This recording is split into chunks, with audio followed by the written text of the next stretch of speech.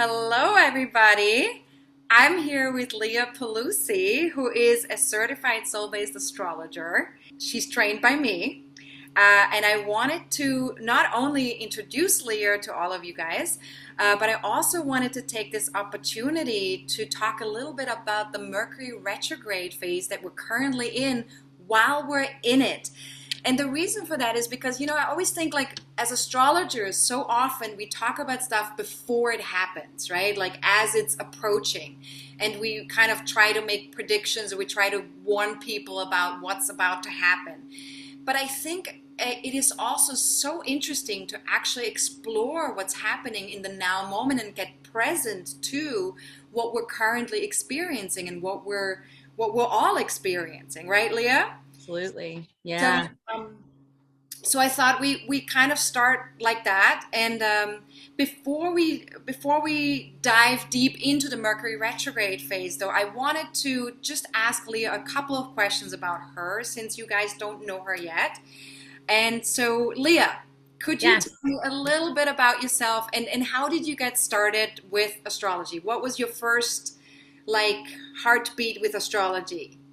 Well, it definitely. Thank you for having me and for being such a great inspiration and my rekindled love with astrology. Yeah. I knew since I was very young.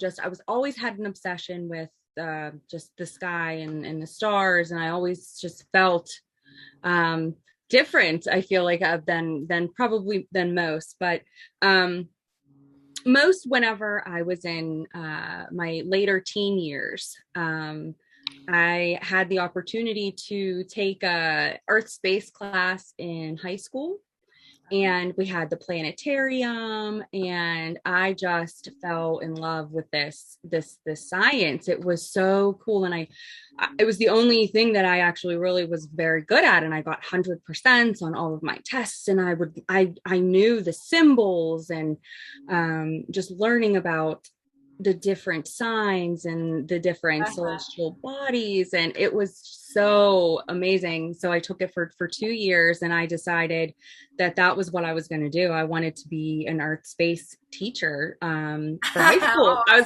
This is what I want to do. I love this is so easy, and it doesn't feel like I'm studying when I'm studying. And that's the best. and it seemed like it was never ending. So I went to, I went to college and wanted to do that. But the curriculum was definitely more earth-based science. So it was, Yeah. the geology and meteorology and things that just weren't an alignment with the astronomy, astrology, earth space type of interest that I had. So Right, right. I went the business, but I think it came for a reason. I went the business route and kind of established a career in business for quite a while. But then, um, in 2018, I started feeling a big shift in that world, where I felt the corporate world was so, if I could do this, and I was good at it.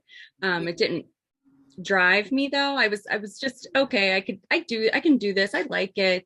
But it no longer like was a passion of mine just suddenly. And I couldn't figure out why. Yeah. I couldn't put my finger on it. And then, I had my first, I started to do energy work because I was getting, pretty stressed out and tense about that big, friction.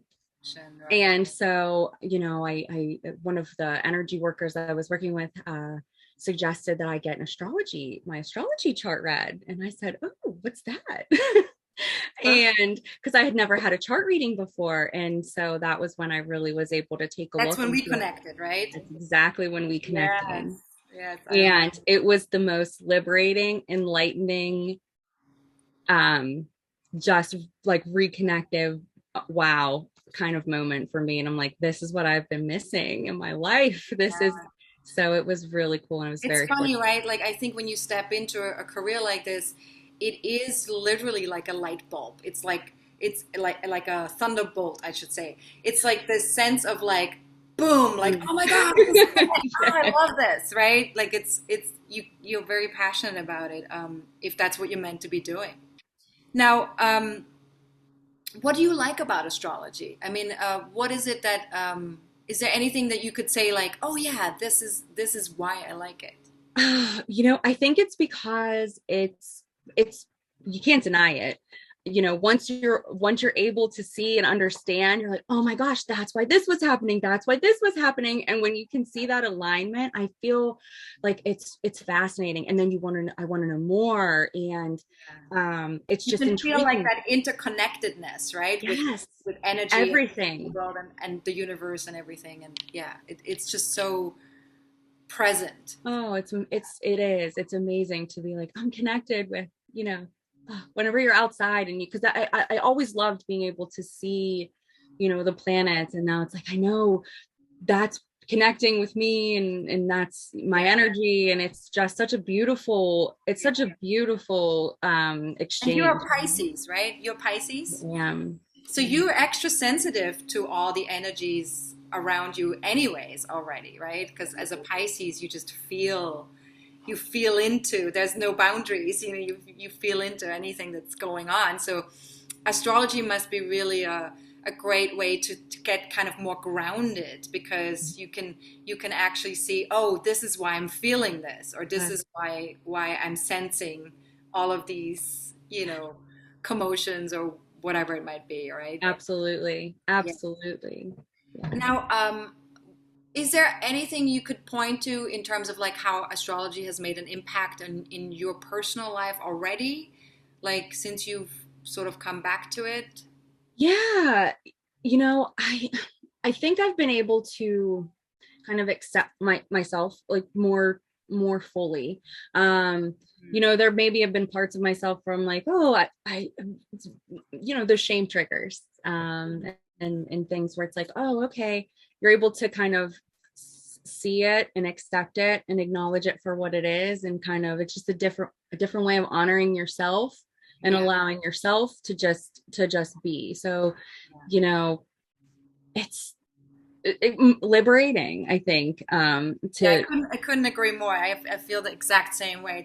That's been my introduction to astrology as well, is this sense of like, oh wow, this is me, like, and I can just be me now. Like I yeah, don't have to try and figure me out. Like this is who I am, and it makes yeah. it much easier to just kind of like relax into it.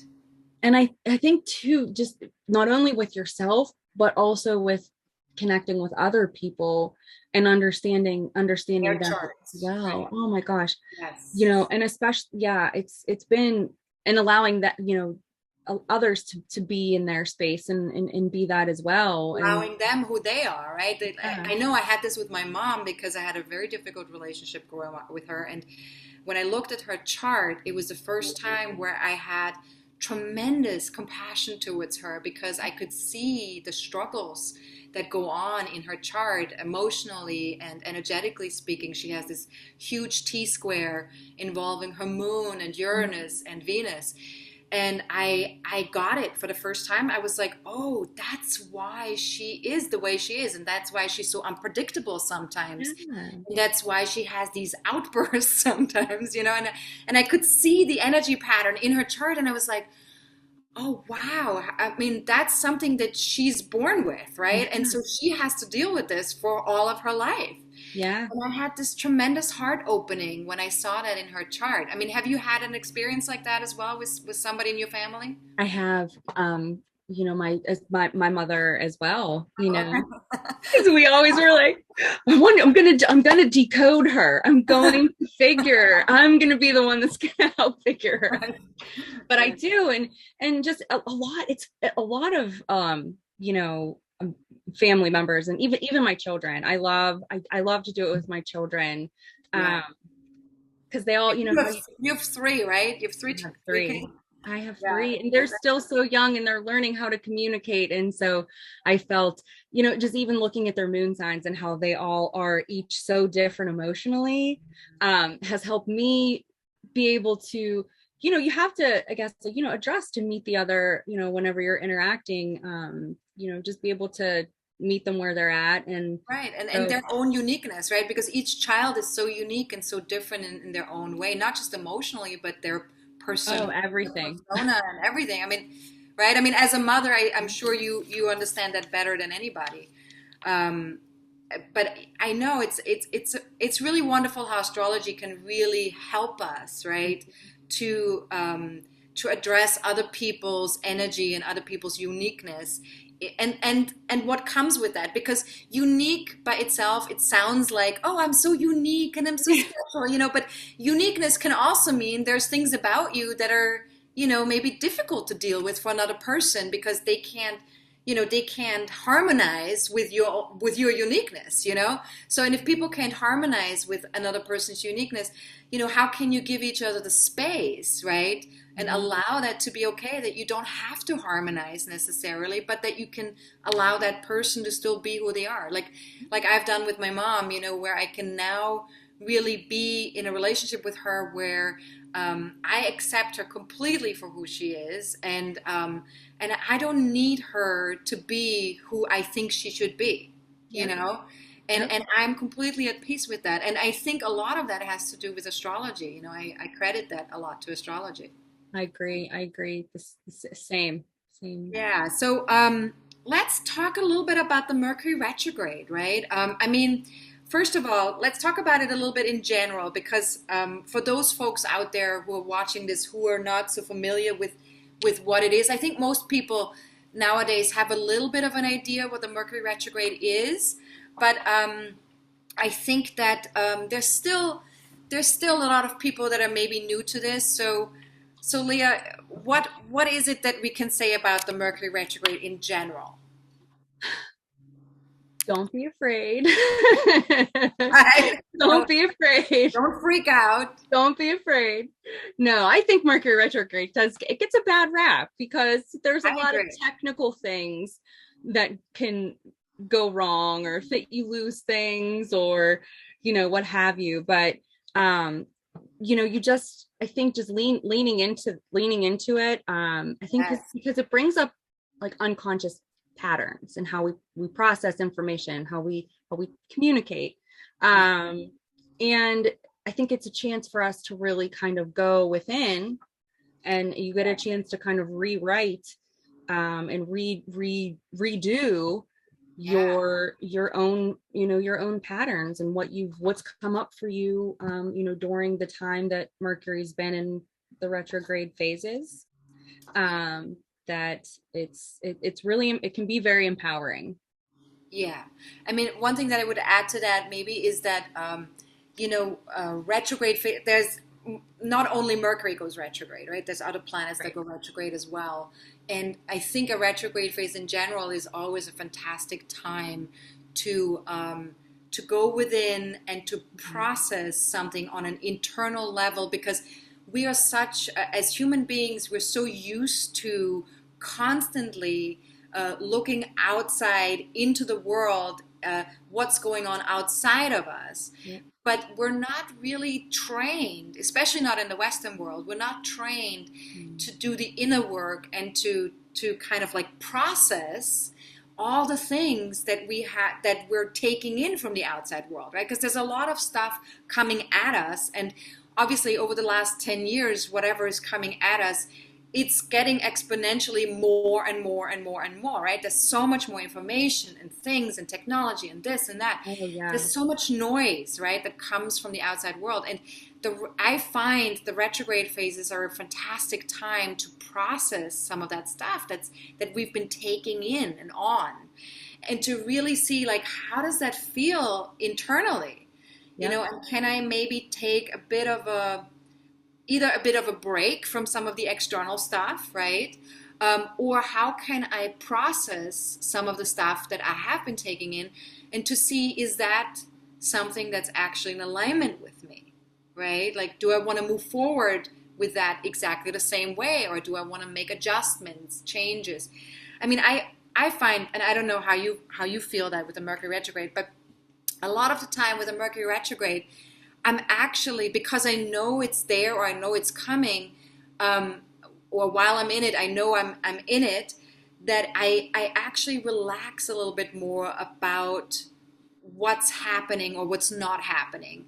Like, for example, like these past couple of weeks while we've already experienced a Mercury retrograde, whenever there was something going on while I was driving in traffic, or there were like, accidents, or there were things happening where I got delayed a little bit, or there were misunderstandings, or something didn't work so well with technology, right? There's been a lot of these things happening these past 2 weeks. And every time that happens, though, because I know Mercury's retrograde, I just go, okay, that's just Mercury. And so I can just relax into it and move with that energy and feel much more at peace with it, and my mind doesn't try to figure it out. My mind doesn't try to push. My mind doesn't, go berserk or panicky, right? It's just kind of like, oh, it's the Mercury retrograde, so that's fine. That's just to be expected. Yep. So I don't know how you feel about that type of thing, but that's something that I encounter a lot during. Oh yeah. Yeah. Yes. You have a similar experience? Completely agree. Yeah. I'm like, oh, well, this is supposed to be happening. Or even with the beginning of like a shadow phase, I'm like, okay, what happened today? What themes are coming up right now? And then you just kind of like sitting back. Thanks for mentioning the shadow phase, because I actually have a drawing that I made today that I wanted to maybe share, because it shows very beautifully, like in terms of the Mercury retrograde phase, there's so much more to the retrograde phase, right? Because the retrograde phase is literally just that time when the planet appears to be moving backwards. But before the retrograde phase and after the retrograde phase, there's a lot that's happening, right? So let me actually share my screen here with all of you guys so you can see what we're going to be talking about here. Oh, yes. Can you see that, Leah? I can see it. Yeah. So I know it's sort of like I did it by hand, and I actually signed it as well because my assistant, I sent it to my assistant, and she was like, "Can I get a signature, please? This is awesome." Sign off on it. Sign off on it. So I did.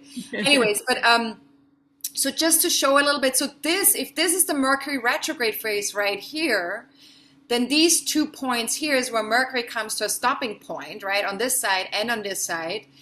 And here it starts its retrograde phase, and here it ends its retrograde phase.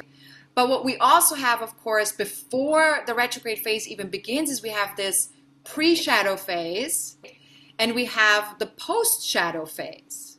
So I think that's really interesting, because what we can see here is that Mercury moves through the same degrees and the same places in that sign that it's going retrograde in 3 times. So in the pre-shadow phase, it moves through that same area.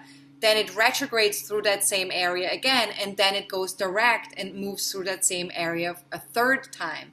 So what essentially, I guess what that means is that we're moving through the same issues and the same things that we need to be thinking about 3 times. So it gives us time to, first an issue comes up.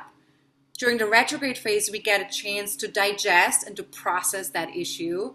And then during the post-shadow phase, we get a chance to move forward with some of these issues and to readdress them in the outside world.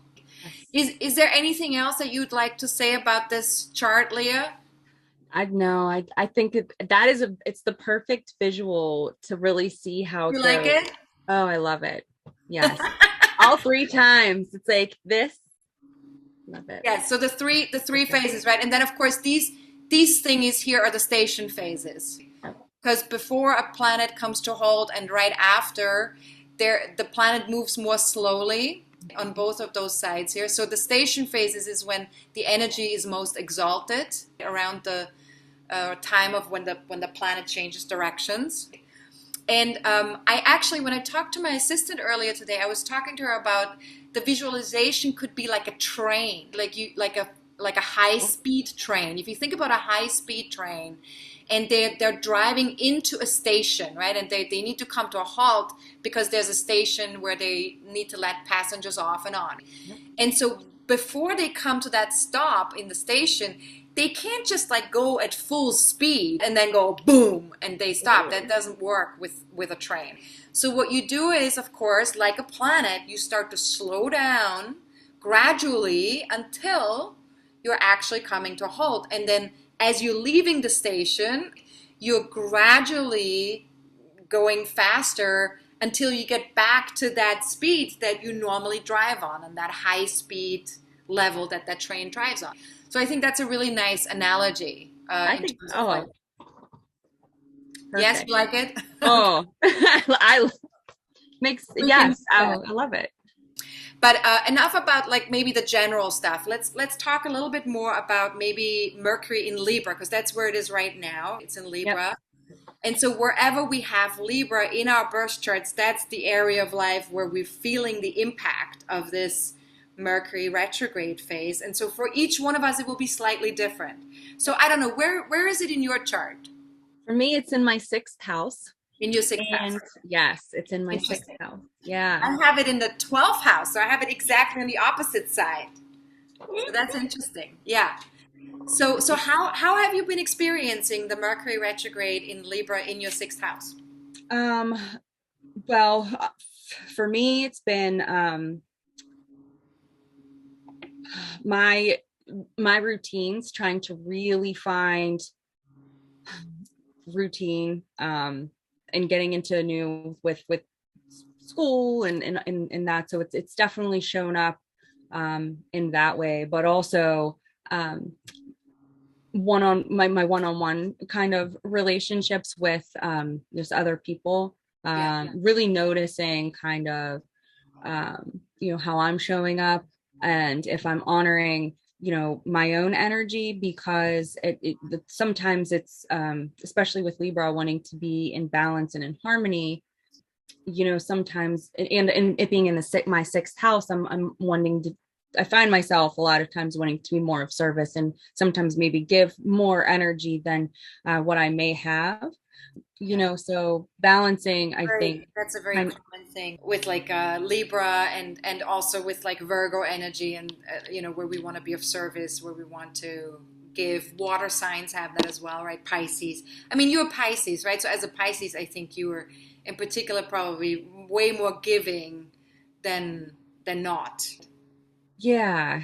And in trying, yes. And I think in trying to find that balance and kind of honor myself and my own, my own even physical body sometimes can be hard. And it's an intercepted house in my 6th house, also I believe it intercepted. So it's very internal and very personal. And yes, it feels big. It doesn't feel like heavy though. It feels more liberating because I'm able to find where it is and feel into it and say, again, kind of like you were saying with, sitting in traffic, like, okay, this is how this is supposed to be today.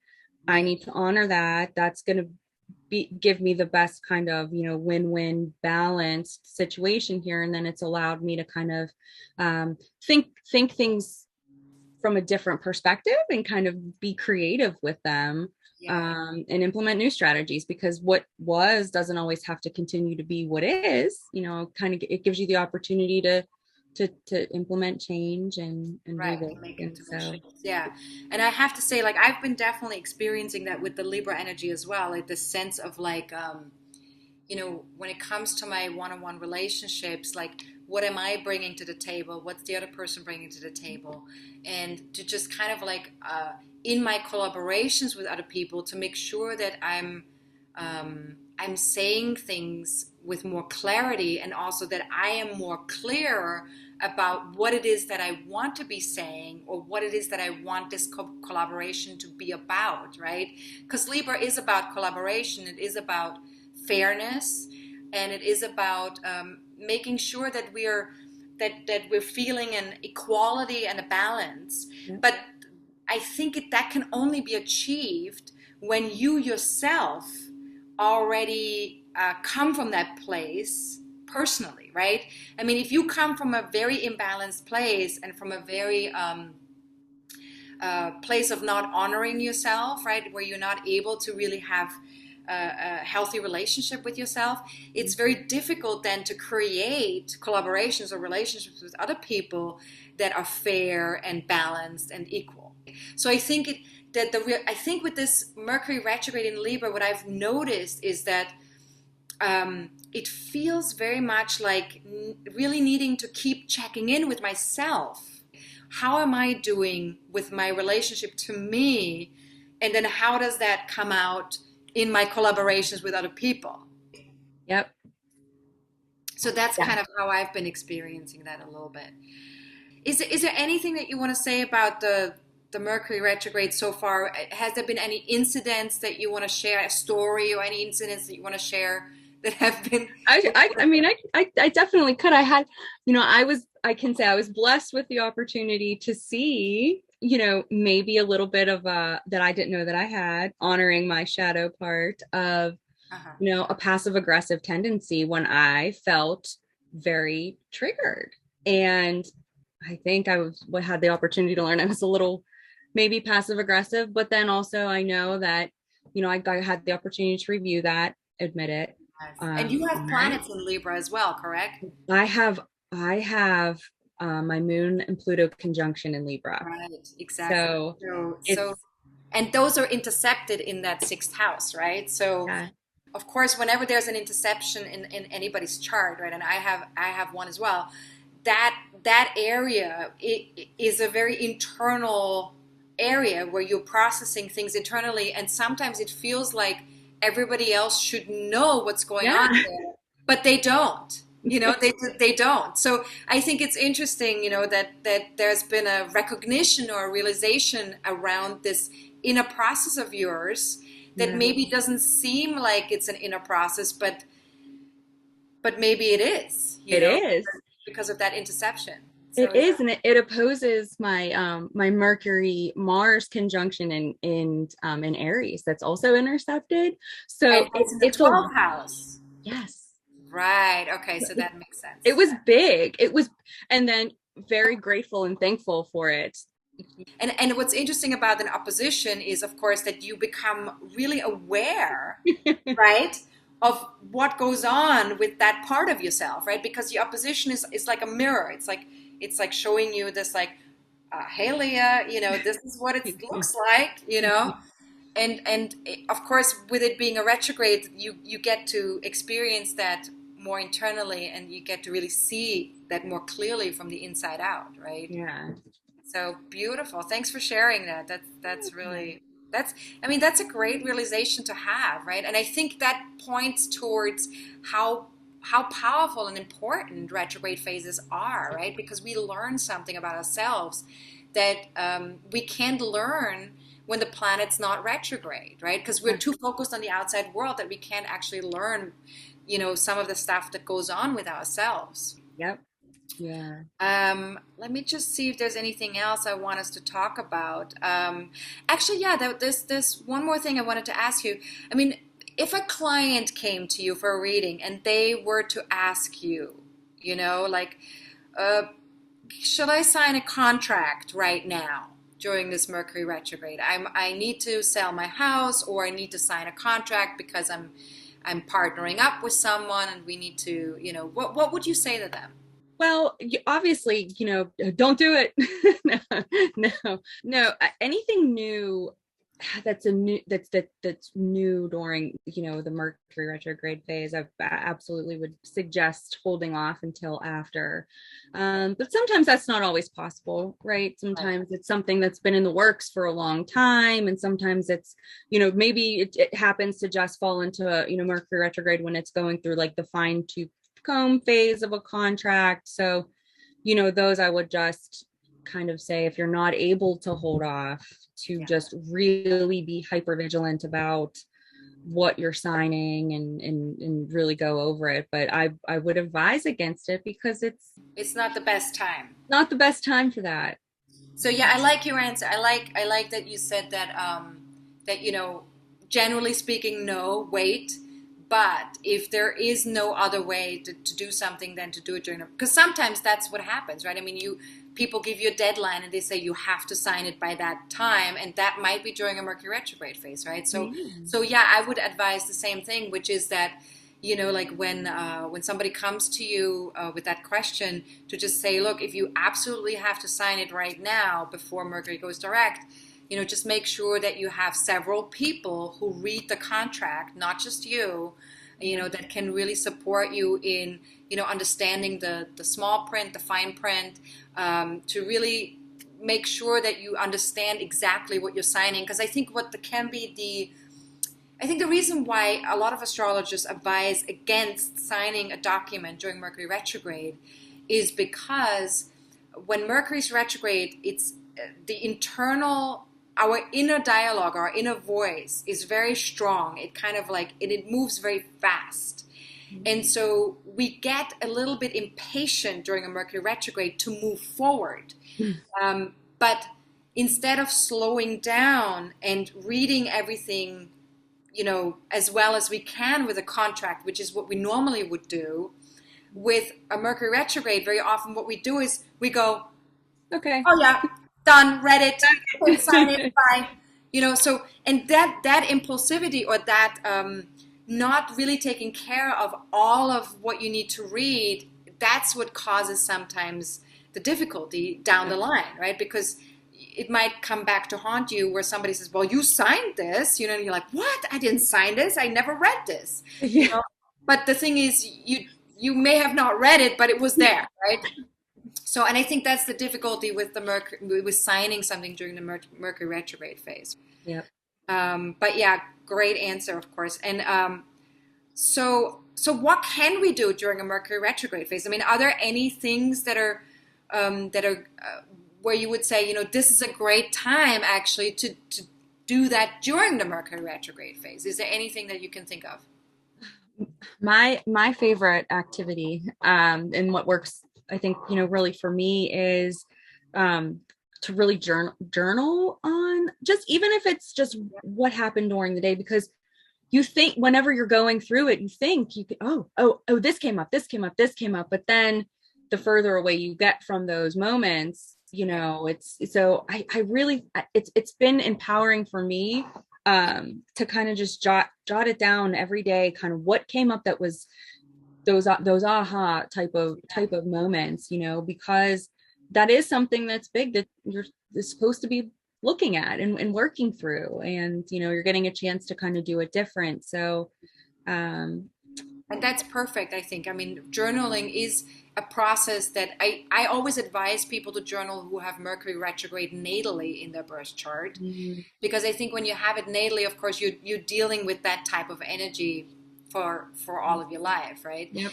And so I think it is important to, with a Mercury retrograde, whether you're doing it during the retrograde phase or whether you're doing it because you have it natally, to process, to give yourself time to process. And journaling is a fantastic way to process. I mean, yeah, thank you for that. I think that's a really valuable activity to do during a Mercury retrograde phase. Another thing I guess I would recommend is I always think of it as all the things, Yes. like reconnecting, rewriting, recommunicating, Yep. reorganizing, all the things. Yep. I think are great things to do during any of the retrograde phases, even if it's another planet, right? Yeah. If it's like Saturn, it would be restructuring, right? If it's Venus, it's like reevaluating.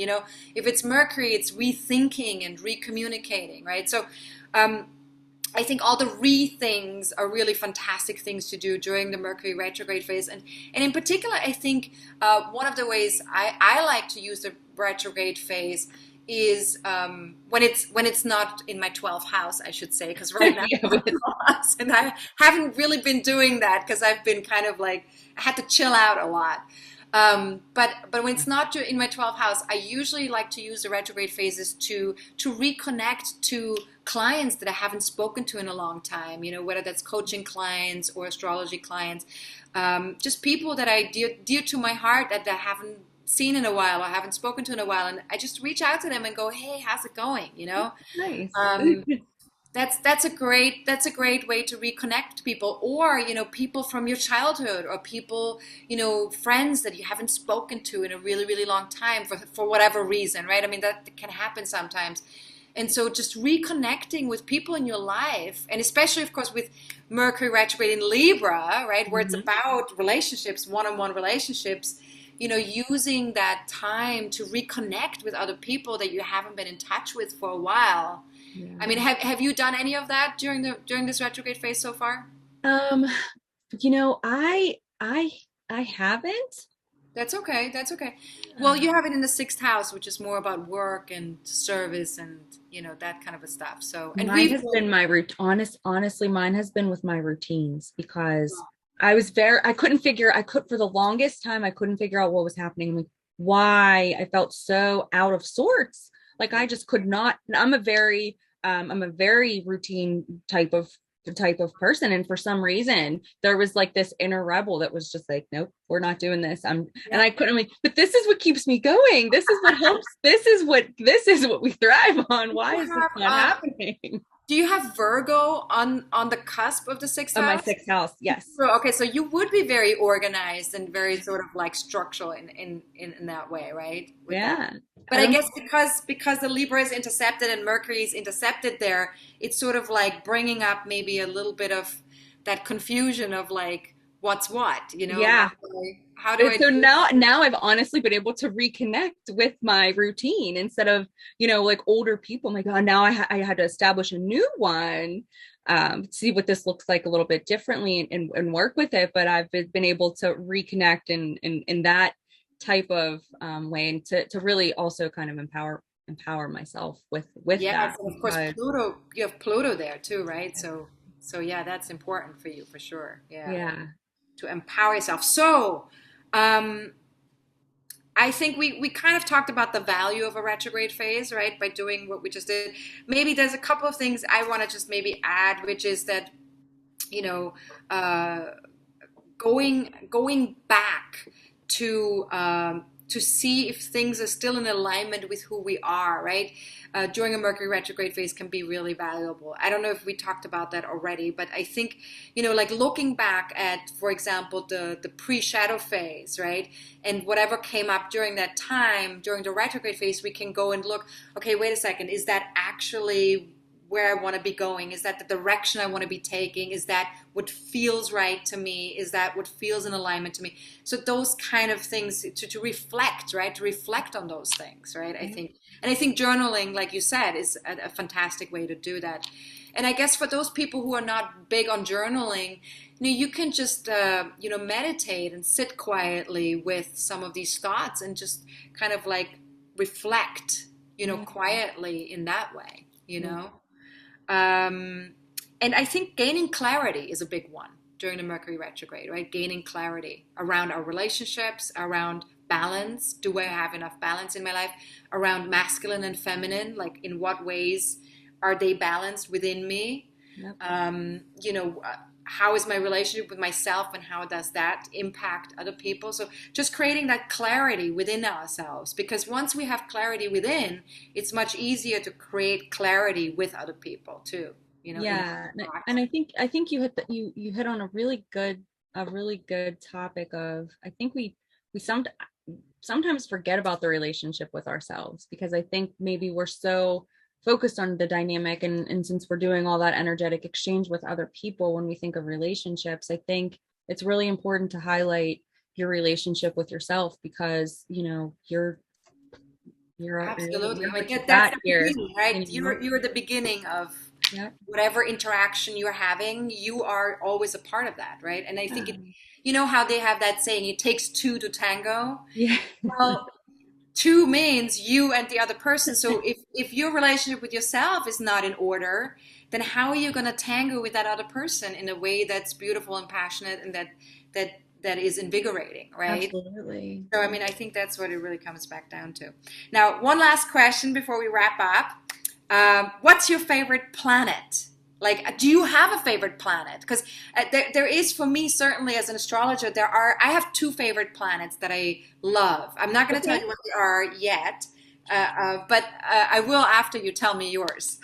Okay, I have two that I have been definitely been more fascinated with that are my first two. So definitely I love Pluto. Okay, yes, me too. Pluto's definitely a big one. That I feel like I've kind of gravitated towards. And then the other is Mars. Ooh, Um, Mars. Interesting. yeah, Mars is interesting. I think too for me because I have mine in Aries Views in Aries. I was just going to say, so it's in its own sign. So that's very. It's you have an exalted Mars. Yeah, yeah. So, yeah. so So okay, so I he's understand. been I understand your interest in Mars. So, what's your interest in Pluto? Why Pluto? because besides empowerment and it just dissolving what no longer is in your highest good, whether you like it or not, sometimes whether you're ready for it or not. I had a what really I think started me back with the 2018 that I talked about with my career was I had Pluto transiting my MC. I had it right going Ah, into wow. entering my 10th house, and it was just like, oh my gosh, it's so in your face and you can't deny it and you don't have any choice but to really like kind of It's like life force, right? befriend it. I feel like Pluto has this force to it, and a lot of it has to do with passion and life force, and it becomes so utterly clear to you when you're not in it, right? If you're in your passion and in your life force, then a Pluto transit can feel very enlivening and invigorating. But when you're not in your passion and your life force, and Pluto comes along, right? Yep. It's like, wow, it's like hitting you Yeah. like a brick wall, right? And you're like, whoa, what am I doing, right? Yes. Yeah. Yes. And Yeah. you had that experience in 2018. So that's what kind of brought you back onto your path with astrology. I love that. Okay. Yeah. And that makes so much sense because Pluto is also a very important planet in your natal chart because it's conjunct your moon. So Yes. there you have like a very powerful moon, Pluto moon, and you have a very powerful Mars in your chart, Mars in Aries in its own sign. So these are both planets in your chart that have also a strong weight for you. Are Yeah. they opposite each other, Pluto and Mars? They know they a little not quite. But they're in opposite signs, They are. right? So they're in And in opposite, the intercepted houses. and they're both in I'm intercepted houses. intercepted So signs. it's sort of like a very personal. These are personal energies for you. You feel them Yeah. very personally. Yeah. I think that's very true with planets in intercepted houses and retrograde planets. I find that those two things, we feel them so personally, right? Like internally, it's like, oh, this is connected to me, Yes. and I need to figure this out. It's deep. Like, Yeah. It's like you're on a mission. And then right, being and then it being astrology and it can show up in so many different ways and have so many different interactions with different planets and in your natal it just I really go down the rabbit hole with those two in search yeah, of yeah. learning more. Yeah, I mean well, the beauty with astrology is you can always learn more, right? And that's really wonderful. Now, my two favorite planets are also Pluto, which my Pluto in my natal chart makes a square to my moon nodes, and so it is a very important planet in my chart because I need to really understand that energy in order for me to move forward on my soul journey.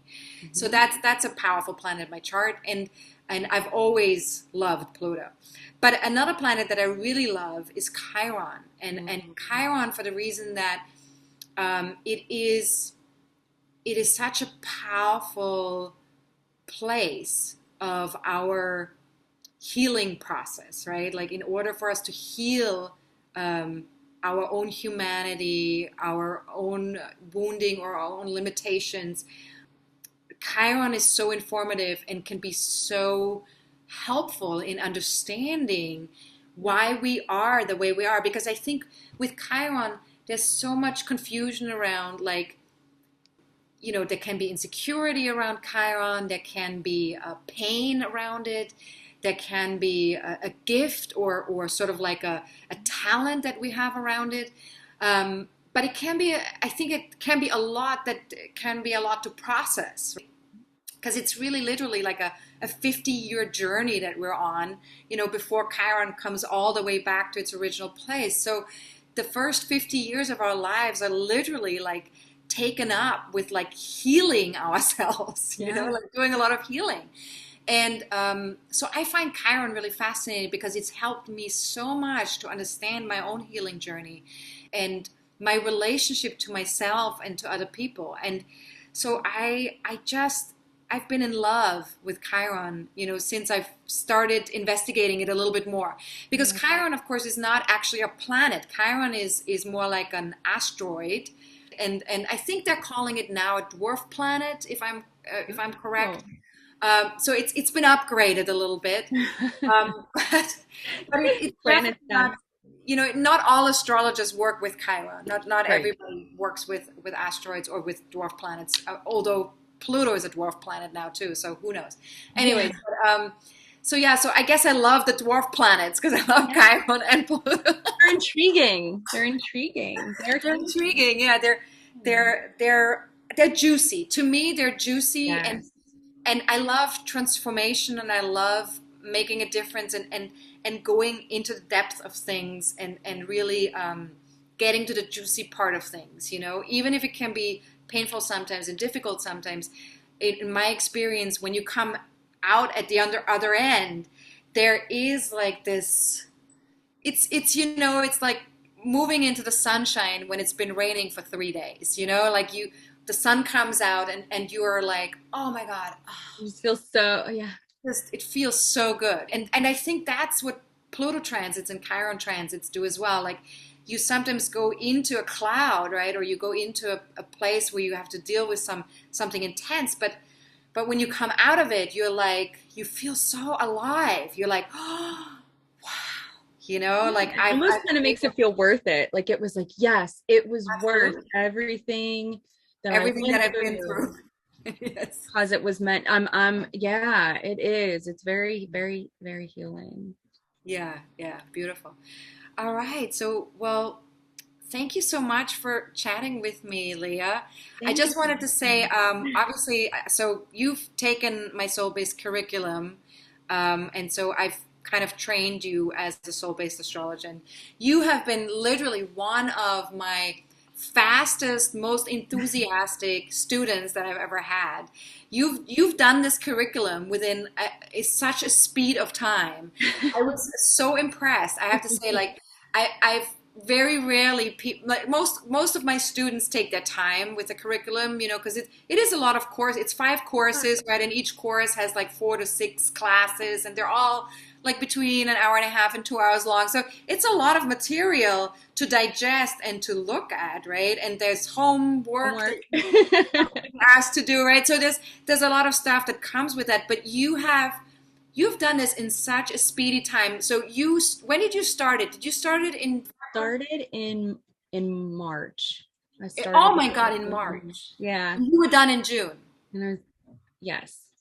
Wow. Okay, I think that's a record. I think nobody has ever done the whole 5 courses in such a short amount of time. I didn't get enough. I love everything that you presented in all of your courses. I just wanted to keep going. I wanted to watch them every day. And if I couldn't watch them the day I wanted to watch them, I had to figure out. I was so impressed. I mean, I was so impressed by your speed. I was impressed by all the home assignment that you sent me. It was all super, like, very Virgo, like, very beautifully laid out and accurate. It was perfect. So thank you so much for being such an easy student. And I'm so honored to have you on my team and to call you a colleague now and to call you a certified soul-based astrologer. So that's really wonderful. And I guess one last thing that I did want to mention with the courses too, of course, I think what's been also really great has been the tutoring sessions that we've been having together that come with the courses, right? Because it's so helpful to be able to go over the material that you learn online with someone that understands the material really well and to get all your questions answered and all of that, right? And Yes. we've had a lot of fun doing that. So Oh, they're the best. It's like it's getting one on, you get one-on-one time with your teacher, and nothing's more important than that, because it's one thing to sit, to be in the class and hear, questions that come up from others, throughout, but then you have your own, and it's like, well, I want to ask this question. So it's been really nice to have that one-on-one time with you to pick your yes. brain and Same here, same here. No, but it's also great to have that one-on-one time for me too, because I get to see where you're at and how you're processing the information, how you're digesting it, and you've been doing really, really great with all of it. So, so thank you so much. And so I guess we've been talking about collaborating, right, for the last, I don't know, 4 or 5 weeks, 6 weeks. I don't know when we started talking about it, but it's been certainly before the Mercury retrograde phase. yes. That much we can say. So we will have some really awesome offers that we will make once we, get everything sorted out and get our contract signed after the retrograde phase, right? Yes. We'll be offering some really wonderful things for all of you guys with Leah. So stay tuned for that. I'll be making announcements as soon as we're ready. I can't give you a date yet, but I definitely check in with me, via my new moon videos or via the weekly blog. I will be writing about when we're ready to launch something together and when we're ready to make these awesome offers. All right. So thank you so much, Leah. It was such a pleasure connecting with you and talking to you. And I'm so glad that I'm able to have you on my team. Mm-hmm. And yeah, this is great. I can't wait to get started. And yeah, anything else you want to still say? Same. Just thank you so much for the opportunity. It's such a joy working with you and talking through everything with you, because it's just you're such a light to just life, and thank you for being you. Thank you. Well, thank you for being you. Thank you for being you. Yes. And I think that's really kind of like what astrology gives us, right? It's like this, like, you can be you, I can be me, and we can totally work with that. And I think that spaciousness is so beautiful and so important. And with that, I'm going to say thank you for watching. Thanks so much, guys, for being here, and much love to everybody. I'm astrologer coach Sonja Francis, and this is your astrologer coach, Lia Pelusi. Okay, bye-bye.